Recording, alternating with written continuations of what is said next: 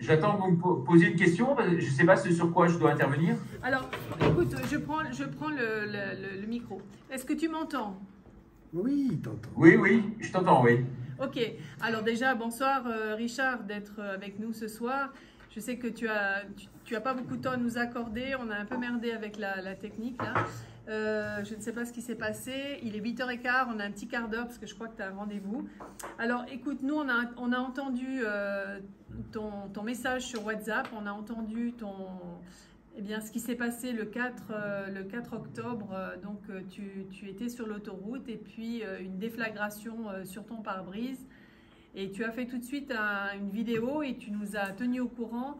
J'étais très émue et en fait très choquée de ce qui t'arrivait. Donc voilà, je me suis dit qu'il serait intéressant que tu nous donnes de tes nouvelles, savoir si tout va bien. Je pense que tu étais avec Natacha et de nous raconter un peu ce qui s'est passé.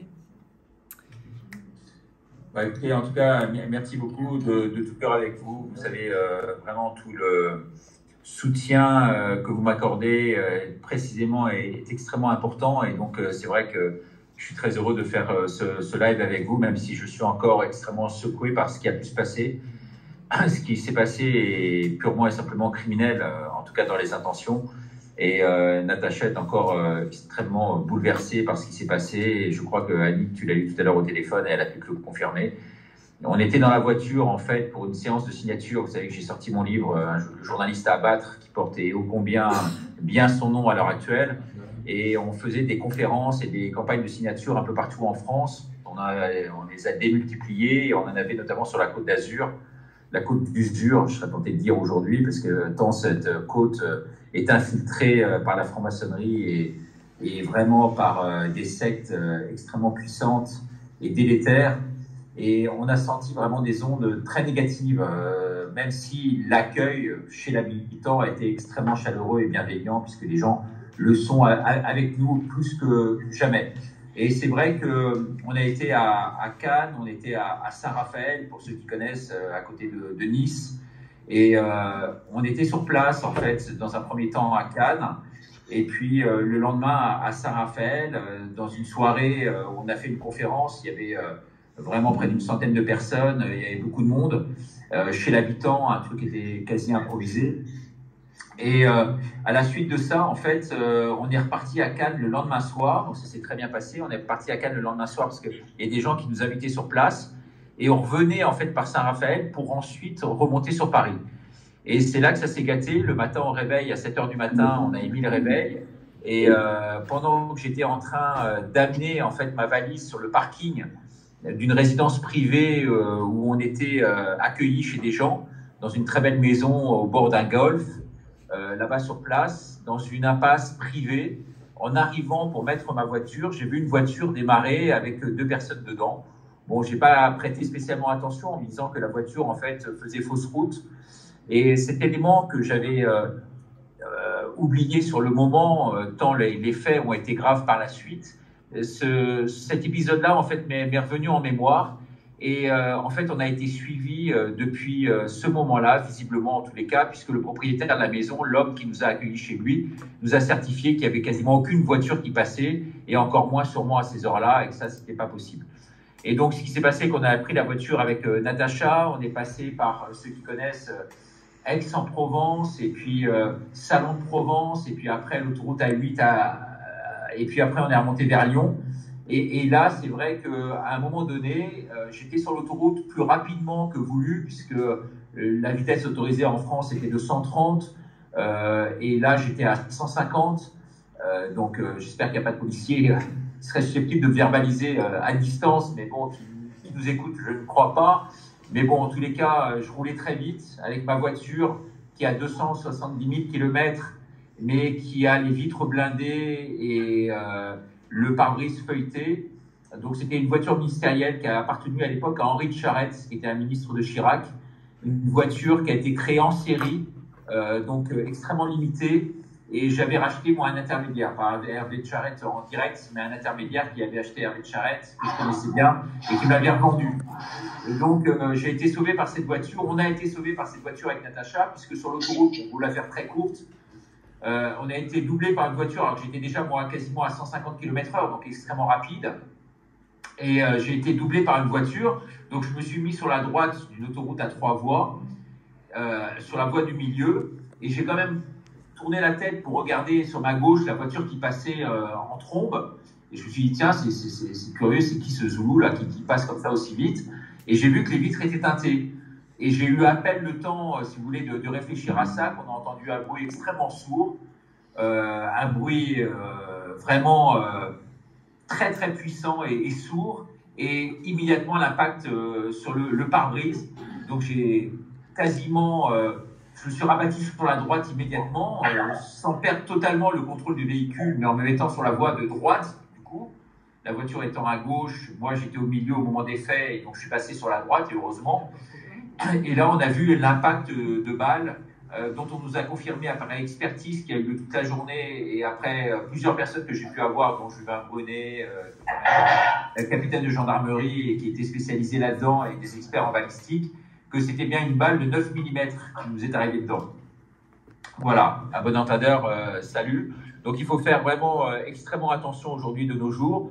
Il s'agit d'une barbouzerie, bien évidemment, et il se trouve que, alors je ne sais pas si c'est un lien de cause à effet, mais je vous le livre quand même, et je le dirai, et Natacha le dira dans une vidéo qu'elle fera lundi, c'est que quasiment 1 minute 30 après, on était, alors qu'on voulait s'arrêter sur une borne d'autoroute pour signaler justement à la police ou à la gendarmerie ce qui s'était passé, il y a une voiture qui est sortie du bois, vous savez, une voiture qui était de gendarmerie, qui était un peu cachée forcément, et qui était censée sûrement relever les excès de vitesse ou autre sur l'autoroute. Cette voiture est sortie à ce moment-là, au moment où on est passé, donc on s'est arrêté, on lui a fait signe, ils sont arrêtés, ils ont constaté les lieux, ils nous ont donc, ils ont mis les gyrophares et on a été avec eux au poste de commandement de la gendarmerie, où là, on a été accueillis assez froidement par la gendarmerie. D'abord, on nous a dit, vous savez, ici c'est Chicago, donc bon, voilà. Secondo, est-ce que vous avez relevé la plaque d'immatriculation de la voiture? Non, parce que après avoir vu la voiture passer et avoir vu qu'il y avait des vitres teintées, immédiatement je suis tourné vers Natacha avec qui on discutait, et donc j'ai pas eu le temps de relever ni la marque ni l'immatriculation de la voiture, bien évidemment. J'ai pas vu non plus d'armes sortir de la voiture, et donc là le type m'a dit c'est très simple. Si vous portez plainte, eh bien, ça ira directement au panier. Si vous voulez quand même maintenir une plainte que vous souhaitez déposer, il n'y a pas de problème, on est là pour ça. Mais dites-le nous vite. Et à ce moment-là, Natacha, qui a eu des précédents en la matière, alors pas de cet ordre-là, mais d'autres, savent qu'à partir du moment où une affaire est dépaysée, c'est-à-dire que nous, en fait, on habite administrativement parlant, parce que moi, je suis sans domicile fixe, mais j'habite à Paris, puisque mon adresse fiscale est à Paris. Eh bien, il fallait qu'on dépose plainte à Paris, chose qu'on va faire, mais je voulais avoir des éléments complémentaires et pouvoir faire dans toutes les expertises avant d'aller déposer la plainte pour être sûr de ce que c'était exactement. Et donc maintenant qu'on a toutes les expertises, on va déposer plainte lundi. C'est vrai que c'est un événement qui nous a extrêmement choqués, non seulement parce que par la violence de l'impact et du coup qui résonne encore dans nos oreilles, ensuite parce qu'on se dit qu'en fait on n'est rien sur Terre, et François en sait quelque chose. En un instant, on peut vraiment bercer dans un autre monde. Et puis, tertio, surtout parce qu'on ne connaît pas l'origine du drame, quoi. On ne sait pas qui est derrière. Alors, il y a plusieurs possibilités. Quand la gendarmerie nous a dit « Mais est-ce que vous avez reçu des menaces de mort ?» Oui. De qui? Il se trouve qu'on a reçu de 2 Gérard des menaces de mort. Je ne donnerai pas les noms de famille ici, mais certains savent de qui je veux parler. Mais je ne pouvais pas les accuser sans savoir, même si c'était un peu dans leur territoire, je ne voulais pas les accuser immédiatement. Voilà, après, tous les coups sont permis. J'ai fait une vidéo sur le Salon de Provence et toute cette mafia locale. Et il se trouve qu'on était sur leur territoire. Et il se trouve que précisément, il y a de cela 2 heures sur TikTok, alors que mes vidéos, vous pouvez aller voir par vous-même sur le compte de la Minute de Ricardo sur TikTok. Vous allez vous-même pouvoir confirmer l'information. Certaines vidéos font 800 000 vues, d'autres 300, 400 000, sachant que c'est un nouveau compte qui vient d'être créé, mon ancien compte, dont chaque vidéo faisait entre 800 000 et 1 million, a été sucrée. Et bien là, la seule vidéo qui a été sucrée des 10 qui existent depuis la création de ce nouveau compte il y a quelques semaines, la seule vidéo qui a été sucrée, c'est celle sur Salon de Provence, dont je ne fais que citer en fait l'émanation des informations émanant d'un article de la presse locale. Donc voilà, en mettant en cause fortement le maire. Donc tout ça pour vous dire que je ne sais pas qui est derrière. Ça peut être également, on ne peut pas l'écarter. Et j'ai un de mes amis ici, chez qui je suis ce soir, là, où je vous fais la vidéo, qui a appelé le poste de police, parce qu'il connaît très bien quelqu'un ou placé dans la police, et qui a dit ça arrive de temps en temps, des mecs comme ça qui veulent s'amuser sur les autoroutes et qui tirent comme ça à balles perdues sur des véhicules. Donc je ne veux pas qu'il y ait une paranoïa extrême, je ne veux pas non plus qu'on tombe dans, à savoir qu'on était ciblé précisément à un moment donné pour ça. Cela dit, on est en droit quand même de se poser un certain nombre de questions quant à cette mésaventure qui nous est arrivée. Heureusement, plus de peur que de mal. Et donc, on est aujourd'hui aux abois, c'est sûr. Là, j'avais plusieurs réunions publiques. J'en ai maintenu une à Paris pour ceux qui y seront dimanche soir devant l'église Saint-Augustin, au pied du cercle des armées et devant la statue de Jeanne d'Arc. Donc, je pense que j'aurai suffisamment de protection en la matière pour pouvoir signer mon livre dans ma voiture. Ce sera à Paris, donc dimanche soir, 17h, devant l'église Saint-Augustin. Et j'aurai une autre grosse manifestation à Tarbes dans les jours qui viennent et en faire une également au Puy du Fou. Mais c'est vrai que je ne vais pas prendre trop la parole trop longtemps, vous me coupez. Non, vous avez peut-être des questions à poser, mais je voulais simplement vous dire qu'aujourd'hui, et j'ai eu David tout à l'heure d'Agora TV au téléphone, qui lui aussi est emmerdé en France comme pas possible. Et j'ai eu quelqu'un d'autre au téléphone, bon, je vous passe les détails parce que la vidéo a été vue déjà 400 000 fois sur Twitter et sur TikTok aussi beaucoup et sur les réseaux sociaux. Donc les gens en parlent. Alors bien sûr, il y en a qui ne vont pas croire en cela, qui vont dire que c'est de la mythomanie. Bon, si on me traite de mytho, ok. Si on traite moi et Natacha de mytho, là c'est déjà un peu plus compliqué. Et puis il faut vous rappeler sans aucune comparaison, aucune, que il y en a encore certains qui, même avec, je ne sais pas qui me disait ça tout à l'heure, le Christ sur la croix, on peut même douter qu'il a été crucifié. Bon bref, je ne me prends pas pour le Christ, moi s'en faut, ni pour Jean Moulin, contrairement à ce que disent certains, mais simplement pour vous dire qu'aujourd'hui, c'est la réalité. La réalité est extrêmement compliquée, elle est difficile à vivre. On est obligé de bouger et de passer d'un lieu à l'autre, d'un pays à l'autre en permanence. C'est vrai que sur Suisse, dans le Valais, où j'étais une partie de l'été, on se sent ultra sécurisé. C'est vrai qu'avec un ou deux pays que je ne citerai pas et où je suis assez régulièrement, c'est le cas aussi. Mais vraiment, aujourd'hui, il faut faire très très attention parce qu'ils ont décidé de durcir terriblement, de façon coercitive, les mesures de répression. Et donc, on n'est pas à l'abri d'un mauvais coup. Et là, je vous parle ce soir, je ne sais pas où je serai demain. D'accord, merci Richard. Pour toutes ces explications, je demanderai encore à Françoise. Voilà, vous m'avez entendu, c'était très bien, très clair. Je demanderai à Françoise de couper son micro ou de sortir. Je ne sais pas si je parlais dans le vide ou pas. Non, très bien. Alors Richard, merci, on t'a bien entendu, c'était clair, c'était net, tu as bien expliqué. Tu nous entends aussi? Oui, très bien, oui. Alors voilà, donc très bien, on te remercie. François, tu veux dire quelque chose? Je voulais dire, David d'Agora TV News a aussi eu quelque chose de bizarre. On lui a crevé les pneus. Le pneu sur l'autoroute, il a explosé. Il a risqué sa peau sur l'autoroute. Voilà. Ok, oui. Aujourd'hui, effectivement, de dire la vérité, de clamer la vérité et de crier haut et fort ce que représente de façon épouvantable ces pouvoirs en place, hein, que ce soit en France, en Suisse, au Canada, d'où je viens. J'ai fait une grosse conférence à Canada où il y avait à Montréal, où il y avait 600 personnes. C'est vrai qu'avec Trudeau là-bas sur place, et je pense à mes cousins canadiens, c'est absolument dramatique ce qu'ils vivent. En Belgique, c'est tout aussi pourri. Bref, l'Europe est complètement gangrénée. J'espère que la Suisse ne va pas rentrer dans l'Europe parce que ça serait quelque chose. Elle est déjà. Ok, merci Richard. En tout cas, ici, on te suit toujours et c'est vrai que ce matin, enfin moi, c'était avant-hier que j'ai écouté ton message et je me suis dit, c'est vraiment, la France est devenue vraiment une république bananière, hein, je veux dire. Et puis tu dis, bon, ça pourrait être quelqu'un, mais c'est quand même bizarre que ça tombe sur toi. Je veux dire, on n'est pas énormément à prendre la parole en France ou en Suisse ou ailleurs. On n'est pas des... Et donc, ça tombe sur toi, c'est quand même très bizarre. Voilà, d'autant que tu t'es senti suivi à un moment donné. Donc, il y a quand même des liens un peu... un peu étrange, on va dire. Voilà. En tout cas, on espère que tu vas pas rester trop longtemps sur Paris, parce que Paris, je pense pas que tu sois en sécurité à Paris, hein, je veux dire. En tout cas, donne je me sens pas en sécurité à Paris. Cela dit, je suis obligé d'être à Paris pour la raison suivante, et je vous livre ça en exclusivité parce que j'en ai pas parlé pour l'instant.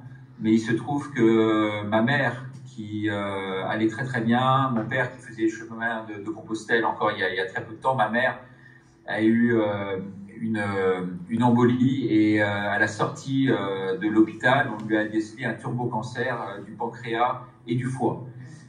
Voilà, donc je suis absolument fou furieux parce qu'elle a voulu se faire vacciner, elle a préféré suivre les recommandations de son médecin que de son fils, qui était particulièrement éclairé en la matière. Et compte tenu de tout ce qui se passe aujourd'hui et de tout ce qu'on voit déjà depuis des lustres, elle n'a pas voulu m'écouter, et aujourd'hui, malheureusement, elle est quasiment en fin de vie, puisqu'elle perd énormément de kilos jour après jour. Et de la voir dans cet état-là me fragilise énormément et me peine crucialement. Donc je suis à ses côtés, je l'assiste, mais voilà, je n'en fais pas un cas personnel. Simplement, je voudrais dire qu'il faut aujourd'hui se focuser là-dessus, plus que sur les problèmes de Richard Boutry, de David, je ne sais pas qui. Le vrai problème, il est là, c'est cette vaccination qui est criminelle. Criminelle. On ne peut pas dire autre chose. Et là, j'en parle chez mon ami qui est ici, qui est dans le corps médical, qui voit 40 patients par jour. Il me dit, je n'ai jamais vu autant de turbocancer qu'à l'heure actuelle et d'AVC. Turbocancer et AVC. Voilà. Après, si les crétins veulent encore se faire vacciner, s'ils veulent recommencer dans cette campagne qui est la nôtre aujourd'hui et qui a été lancée officiellement par le gouvernement, s'ils veulent continuer à le faire au moindre coup de froid, qu'ils le fassent, c'est leur problème. Bon, moi j'ai beaucoup de cœur et d'empathie pour ma mère, parce que c'est ma mère, mais vraiment si ce n'était pas ma mère, j'en aurais pas. Si vraiment ce n'était pas ma mère, j'en aurais pas. Parce que je trouve ça scandaleux, ces gens qui, connaissant quand même un certain nombre d'informations, aient pu aller au bout de ce processus-là et passer aux 3 doses. Voilà ce que je voulais dire ce soir. Ouais, mais ça nous touche beaucoup parce qu'il y a beaucoup de gens autour de nous qui sont vaccinés 3 fois. Écoute, que dire, échantillonnage peut-être peu représentatif, mais le bloc opératoire dans lequel je suis, à peu près 60 personnes, je pense qu'il y en a 50 de vaccinés 3 fois, ou en tout cas 2 fois. Et pour l'instant, on n'a pas eu de turbocancer. On a eu un cancer du sein, mais ça pourrait être, voilà, comme on dit, voilà, le hasard. C'est tout. Des problèmes de peau, il y a eu aussi, mais voilà, pas de... Par contre, effectivement, on entend beaucoup parler de cancer du pancréas. J'ai une amie de 50 ans qui est morte du cancer du pancréas. C'est un cancer qui a flambé comme ça après les vaccins. Elle avait déjà eu un cancer, alors on se dit est-ce que c'est le cancer? Mais non, c'était un autre cancer. Elle est partie de manière, voilà, pareil, cancer du pancréas. Et beaucoup de cancer du pancréas. C'était pas le poumon. Mike, c'était... Non, mais Mike, il avait le cancer avant de l'AVC. Mais ça a accéléré, c'était très vite. Mais Mike n'était pas vacciné. Non, mais bon. Alors, pour les gens qui doutent encore de nos informations concernant le cancer du pancréas, il suffit d'aller voir les mainstream. Vous tapez cancer du pancréas, forcément je l'ai fait, vous imaginez bien, cancer du pancréas Figaro, et vous avez un article du Figaro disant cancer du pancréas aujourd'hui étonnamment élevé. Étonnamment élevé. Voilà. Voilà. Vous allez voir les articles. Et c'est le pire cancer qui existe. Déjà, il est... Ah bah ouais, malheureusement. Ouais. Voilà. Voilà. Alors, c'est à la fois le pire, mais heureusement, comme c'est dans une zone qui est morte et qui n'est pas nerveuse, c'est pas douloureux. On s'éteint un petit feu, pas petit feu, mais on s'éteint très rapidement, mais on ne souffre pas. Ça, c'est l'avantage. Et je vois ça, malheureusement, au quotidien avec ma maman. Comment elle s'appelle, ta maman? Marielle. Marielle. Mais est-ce que Marielle s'est rendue compte que c'était quand même le vaccin ou pas? Ou elle démord pas Alors ce qui est très étonnant, et Natacha pourra vous le confirmer, puisqu'on était avec elle chez elle hier, et j'y retourne là ce soir, pour l'instant, elle refusait, bien entendu, de prendre en compte cette information. C'est-à-dire qu'elle l'a rejetée purement et simplement. Et puis, il se trouve que hier, on était chez elle, et elle nous a dit « Ah oui, je tiens quand même à vous dire », avec une petite voix qui est la sienne aujourd'hui, alors qu'elle avait une voix forte, un peu comme la mienne. Elle a dit « Oui, c'est vrai que je me pose quand même des questions, parce que de plus en plus de personnes me disent que ça peut venir de là. » Voilà, donc elle prend conscience de ça, et on lui a dit avec Natacha, bah, écoute, malheureusement, maman, tu nous as pas écouté, quoi, mais t'aurais dû le faire beaucoup plus tôt, quoi. Ouais, c'est pour ça, ouais. Voilà. Ouais, alors, c'est comme ça. Ouais, donc, donc on est de tout cœur avec toi, et ça sera, je dirais, de plus en plus comme ça autour de nous. Malheureusement, c'est quelque chose qui...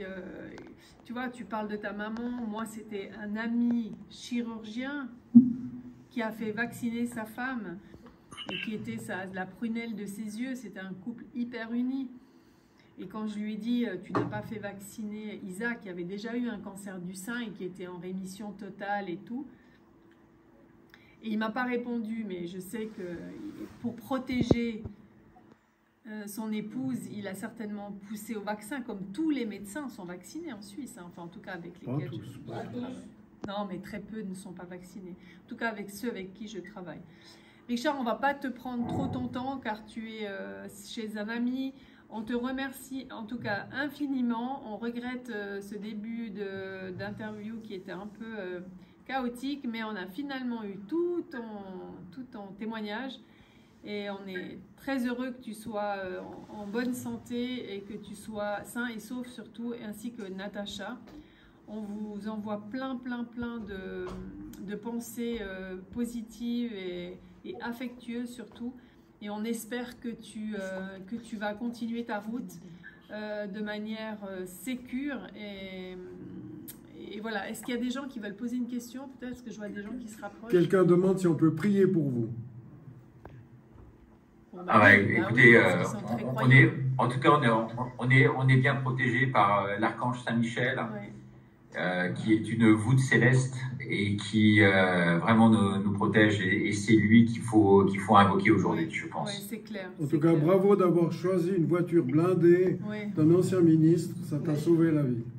Bah écoute, cette voiture, je l'ai depuis, cette voiture a 20 ans d'âge et je l'ai depuis 10 ans, tu vois. Donc j'avais eu déjà le flair à l'époque. Ah ouais. Je savais je pressentais qu'il pourrait m'arriver un jour ce genre de déconvenue. Et tu sais que tu as toujours un abri. Vous avez tous les deux un abri en Suisse. En Suisse, à Lausanne.